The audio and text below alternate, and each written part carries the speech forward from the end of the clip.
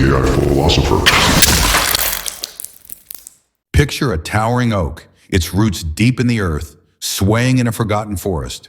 A gust of wind, fierce, unrelenting, snaps its trunk, and it crashes to the ground. No human ear catches the sound, no bird flutters to report it. The question rises like mist. Does this tree still scream as it falls, or is silence merely the absence of someone to hear it? Let's wander into this enigma, weaving through philosophy's tangled branches, psychology's quiet clearings, and the wild undergrowth of imagination. Philosophically, this is the old Berkeleyan conundrum dressed in new leaves. If a tree falls and no one's there, does its sound exist? George Berkeley might argue that sound, like all things, depends on perception. To be is to be perceived, he'd say, so without an audience, the tree's crash is a mute event, a vibration lost in the ether. But a realist counters, sound isn't a gift bestowed by listeners, it's a physical wave, rippling through the air whether ears catch it or not. The tree screams because it must, its fall a defiant shout against the indifference of an empty forest.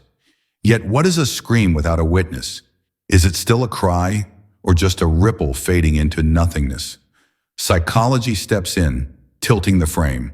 Sound isn't just physics, it's a story the mind tells itself.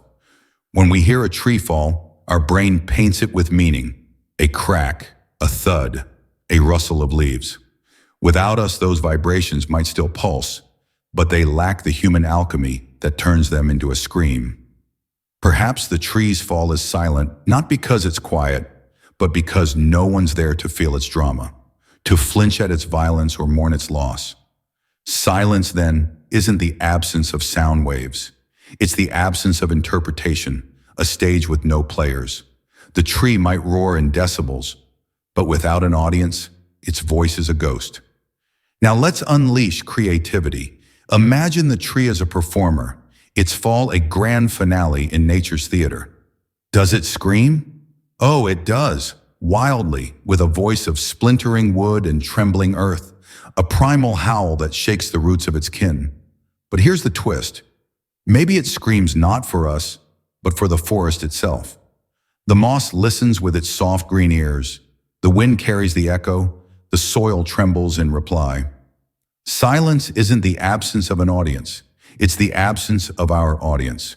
The tree's cry is a symphony for the unseen, a secret shared with the wild. Or flip the canvas. What if the tree chooses silence? Picture it falling with grace, a stoic giant refusing to wail, its descent a quiet surrender to time. In this forest, silence isn't a void. It's a presence, thick and heavy, a cloak draped over the moment. The scream exists only in our imagination, a projection we cast because we can't bear the thought of an unwitnessed end. Maybe the tree doesn't need to scream.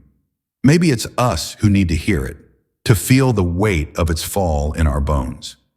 So, does the tree scream, or is silence just the absence of an audience? Perhaps it's both. A sound that thunders in the physical world, yet whispers in the human one. The tree falls and its voice splits the air, real and raw.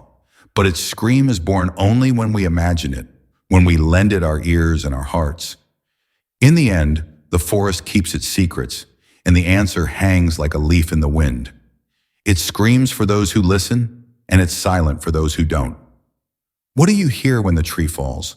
The sound or the silence might just be yours to choose.